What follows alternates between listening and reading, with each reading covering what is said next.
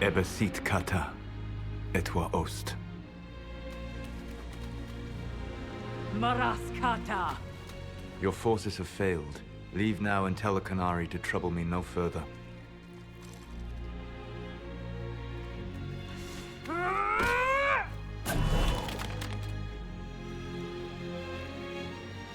Solus.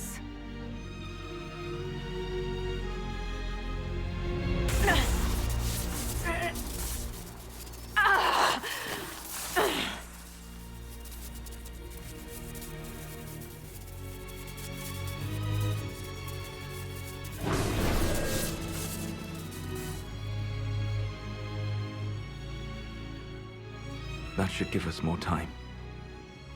I suspect you have questions.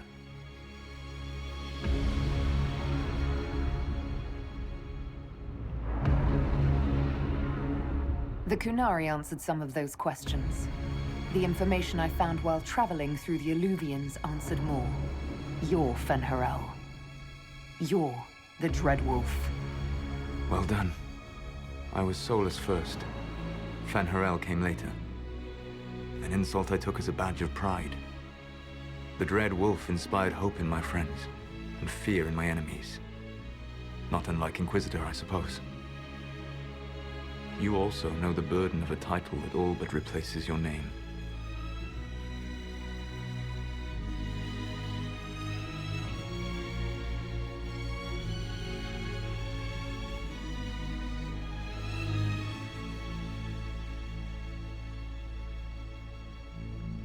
Our legends about you are wrong. I saw the truth as we traveled the crossroads. You saw another story, written in desperation to give me more credit than I ever deserved. You were a hero, Solus. I sought to set my people free from slavery to would-be gods. I broke the chains of all who wished to join me. The false gods called me Fen'Harel, and when they finally went too far, I formed the Veil and banished them forever. Thus I freed the Elven people, and in so doing, destroyed their world.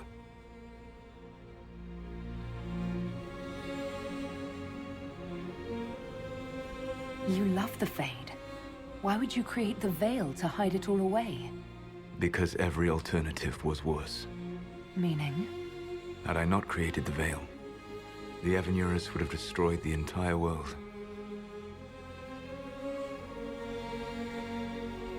How did creating the Veil destroy the world? You saw the remains of Via Dathara. The library was intrinsically tied to the Fade, and the Veil destroyed it. There were countless other marvels, all dependent on the presence of the Fade, all destroyed. Your legends are half right. We were immortal. It was not the arrival of humans that caused us to begin aging. It was me. The Veil took everything from the elves, even themselves.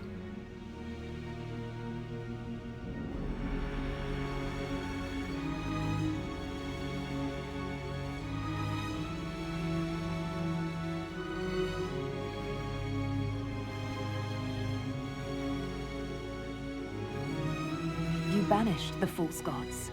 You didn't kill them. You met Mythal, did you not? The first of my people do not die so easily. The Evenuris are banished forever, paying the ultimate price for their misdeeds. You said that the elven gods went too far. What did they do that made you move against them? They killed Mythal. A crime for which an eternity of torment is the only fitting punishment. I thought Mythal was one of the Evenuris. She was the best of them. She cared for her people. She protected them. She was a voice of reason. And in their lust for power, they killed her. The Evenuris were elven mages. How did they come to be remembered as gods? Slowly. It started with a war. War breeds fear. Fear breeds a desire for simplicity. Good and evil, right and wrong, chains of command. After the war ended, generals became respected elders, then kings, finally gods. The Evanuris. That's the past. What about the future? I lay in dark and dreaming sleep while countless wars and ages passed. I woke still weak a year before I joined you. My people fell for what I did to strike the Evanuris down. But still, some hope remains for restoration. I will save the Elven people, even if it means this world must die.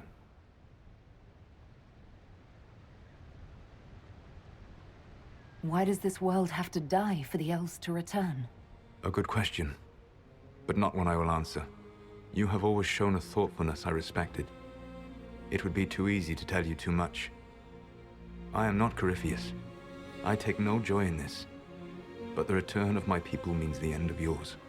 It is my fight. You should be more concerned about the Inquisition, your Inquisition. In stopping the Dragon's Breath, you have prevented an invasion by Qunari forces. With luck, they will return their focus to Tevinter. That should give you a few years of relative peace.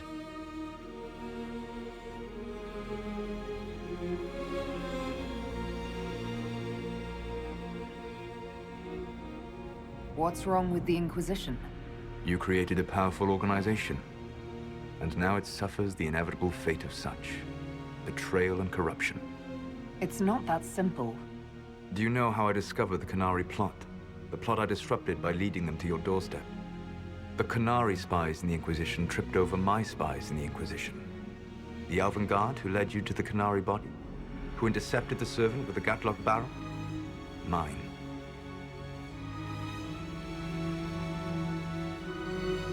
Why bother disrupting the Qunari plot if you're going to destroy the world regardless? You have shown me that there is value in this world, Inquisitor. I take no joy in what I must do. Until that day comes, I would see those recovering from the breach free of the Qun. Why? Because I am not a monster. If they must die, I would rather they die in comfort. In any event, it is done. I guess we owe you for that one too. I hope it gives your people some final peace. The Qunari said the Inquisition was unknowingly working for agents of Fen'Harel. I gave no orders. You led us to Skyhold. Corypheus should have died unlocking my orb. When he survived, my plans were thrown into chaos. When you survived, I saw the Inquisition as the best hope this world had of stopping him. And you needed a home. Hence, Skyhold.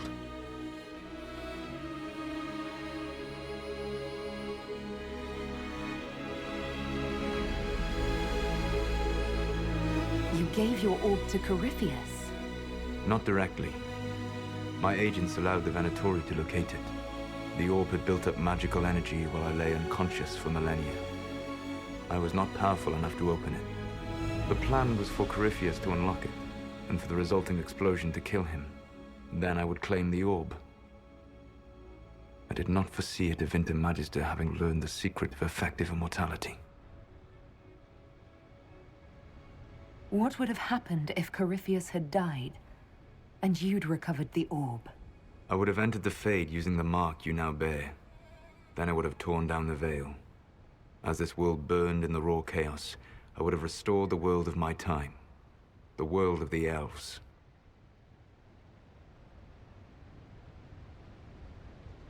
If you destroyed the veil, wouldn't the false gods be freed? I had plans.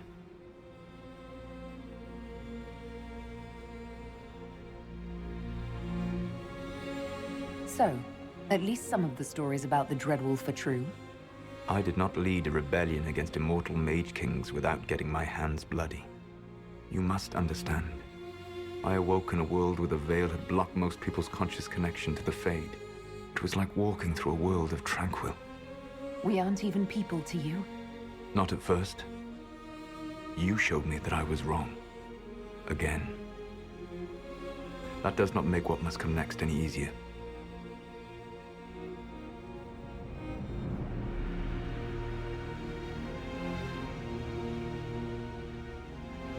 For whatever it's worth, thanks for the castle. For whatever it's worth, you used it well. You control the Illuvians now? Yes. You remember Briala from Hallam Shiral? For a time, she controlled part of the labyrinth. One of my agents was supposed to take it from her, but he did not succeed. I had to override the magic personally. The Qunari stumbled upon this section independently. With them gone, the Illuvians are now mine.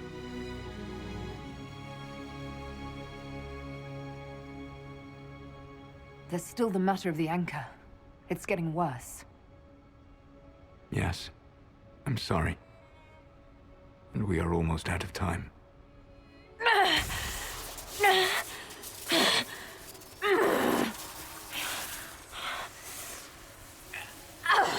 The mark will eventually kill you. Drawing you here gave me the chance to save you. At least for now.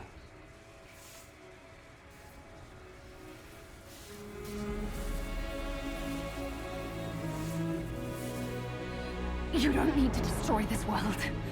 I'll prove it to you. I would treasure the chance to be wrong once again, my friend. Take my hand.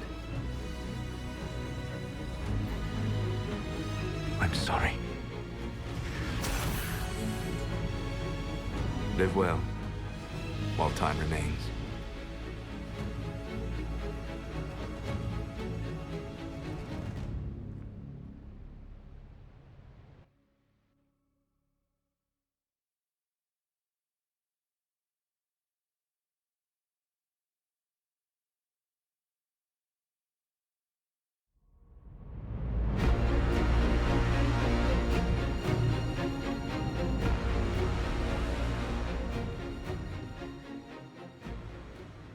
Something must be done, but we cannot lose the Inquisition now. We stand on the brink of war with the Qunari. Yes, because this Solas provoked them in the first place. The Inquisition did not cause this threat. We informed the Summit of the danger. The danger posed by Qunari spies inside your organization. Without our organization, you would not be allowed to complain. No one has forgotten what you have done. But Corypheus is 2 years dead. If the Inquisition is to continue, it must do so as a legitimate organization, not a glorified mercenary band. Inquisitor.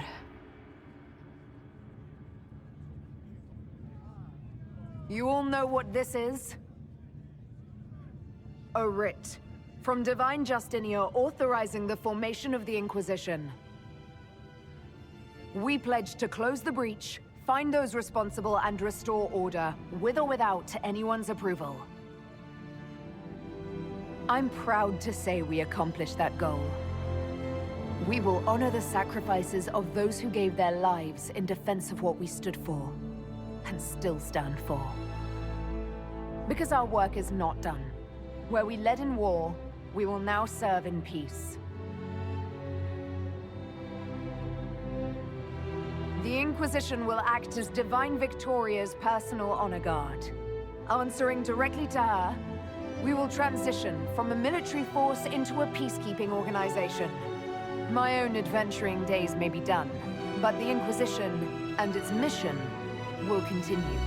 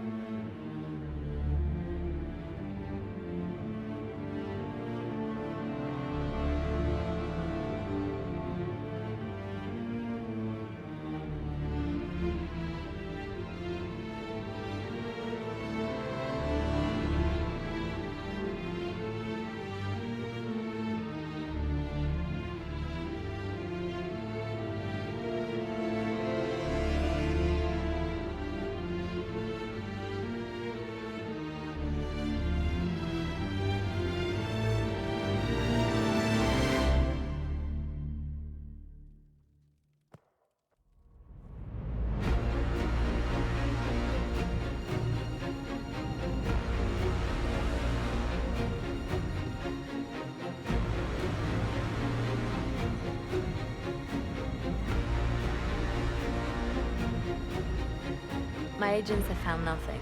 With the Illuvians, he could be anywhere.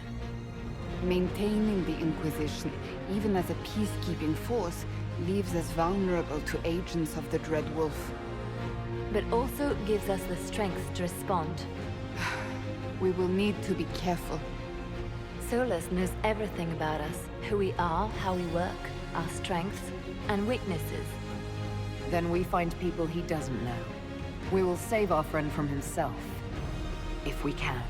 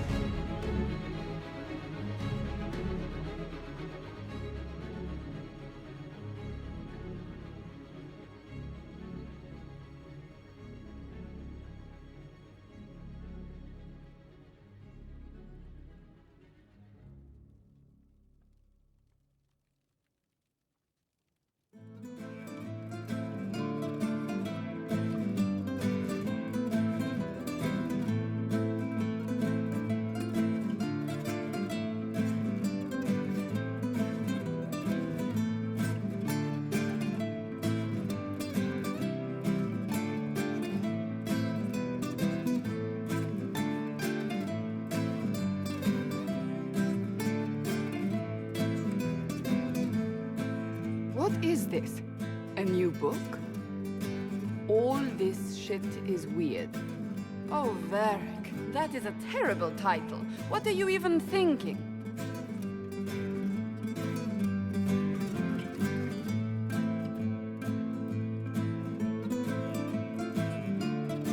The sky churned like a rolling sea on a dark and stormy night, centered on a gaping hole that led to the arse end of nowhere. A hole that spit up many things that day, comets, demons, and a whole lot of trouble. It's about the Inquisition.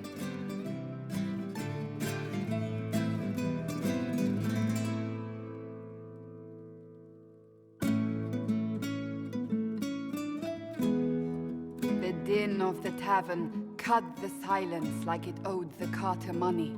In the middle, in her element, Red Jenny. She looked me up and down, mostly down.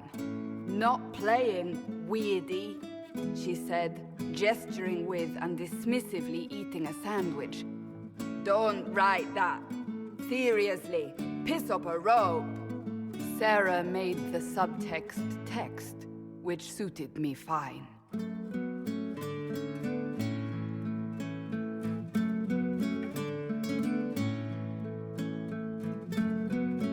Court enchanter swirled into the room like a drop of beautiful poison spreading in a wineglass. She sized me up with a glance. "I'm so glad you made it, my dear," she said. "I am Madame de Fair, the most terrifying person you shall ever meet."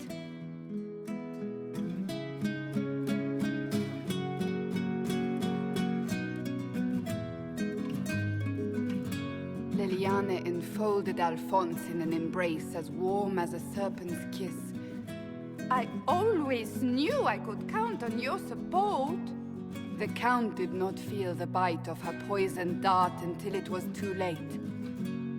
Even if it requires your death.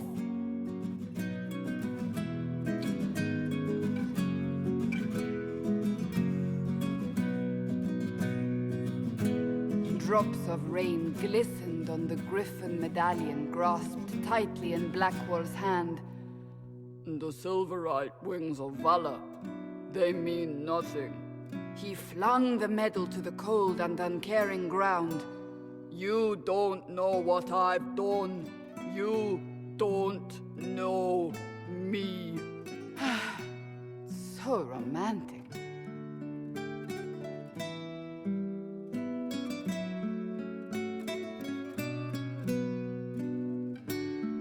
Cole moved like a shadow that also moved like a knife. A shadow wearing a hat where dreams came to die. It's a riddle, he whispered. A cold riddle that gnaws at your mind, but you'll feel better when it's gone. That makes as much sense as anything Cole says.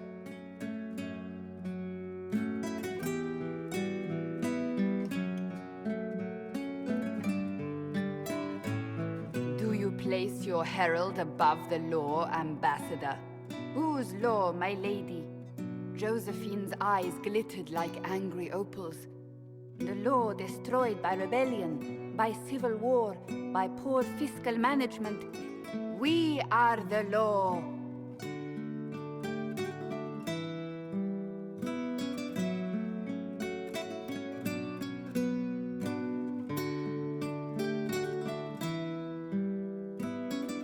We left our mark on adamant, but the dust hadn't settled, and neither had Harding.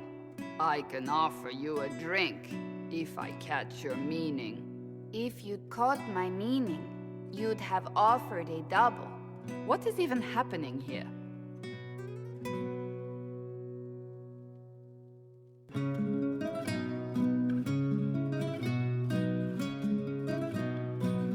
The Iron Bull was a great slab of muscle with horns that could hang a tapestry. One eye scanned for threats, while the other hid behind an eye patch like a chantry sister's old sins. Come on, he barked, not looking back as he entered. The dancer with the great rack comes on in 5. That is spot on, actually.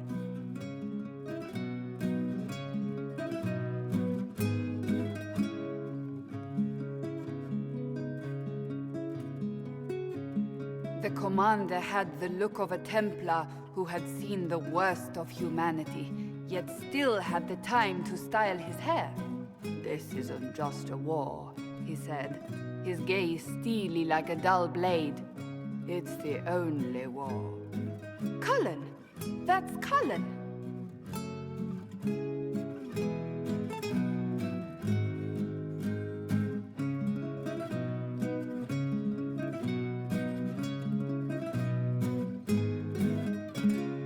The mage wore a class of handsome sneer cultivated by 1,000 years of Tevinter elitism.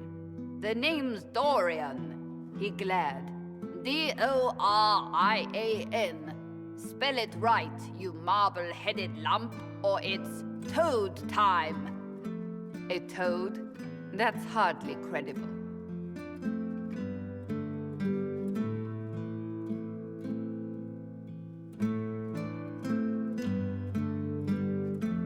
The bold elf spun, mage staff crackling like the city after a good man's murder.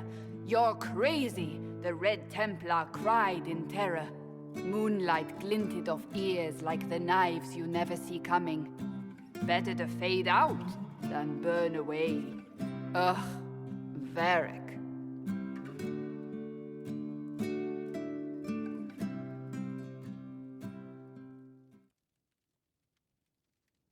Wait, where am I? I don't... Oh, here it is. The Seeker clutched at my vest, her tears as desperate as they were pitiful. Varric, I was wrong about everything, she sobbed. Could you find it in your noble heart to forgive me? That dwarf, he put me in the book! I'm in the book! I am reading the shit out of this!